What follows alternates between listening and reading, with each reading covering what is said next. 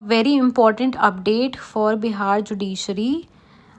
So they have amended their rules, and now this is for the junior division. I'm telling, amendment in the senior division is also for the higher judiciary is also there, but we are concerned with the lower judiciary after that judgment where the 3 years experience was mandated. So accordingly, they have amended their rules, and it is very clear that 3 years on the date of advertisement, you should have been a practicing advocate for at least 3 years on the date of the advertisement, and the number of practice shall be calculated from the date of their provisional enrollment registration with the concerned state bar council. And again, in order to prove that, you need to have a duly certified certificate of practice by the principal judge officer of the court where the candidate is practicing, or an advocate with a minimum experience of 10 years.